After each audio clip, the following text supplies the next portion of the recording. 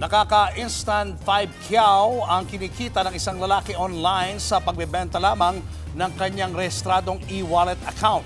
Hindi naman umubra ang pagmamakaawa niya sa mga pulis. Nasa frontline na balitang yan si Mon Gualvez. Naiyak at nagmakaawa ang lalaking yan nang arestuhin siya ng mga operatiba ng PNP Anti-Cybercrime Group sa Ermita, Maynila. Sangkot umano ang sospek sa pagbebenta ng kanyang registered e-wallet account. Bawal yan sa ilalim ng SIM Registration Act at Anti-Financial Account Scamming Act. Inaalok daw online ng sospek ang kanyang account sa halagang 5,000 piso. Sabi ng PNP Anti-Cybercrime Group, nagagamit ang mga ibinibentang e-wallet account para sa mga nahihirapang magpa-verify o di kaya naman para sa loan application. Ang problema, nagiging daan naman ito para makapambiktima ng iba gamit ang ilang illegal online activities.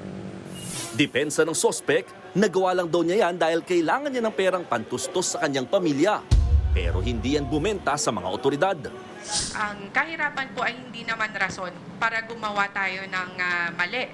Nananawagan naman ng PNP Anti-Cybercrime Group na sana ay mas paigtingin pa ang SIM registration para matuldukan ng pagbebenta ng e-wallet account. Ang problema lang, medyo loose ngayon yung SIM card registration details natin. Kaya nga fine-tune niya na i-limit na dapat may verification process. Nagbabalita mula sa frontline, Mon Gualvez, News 5.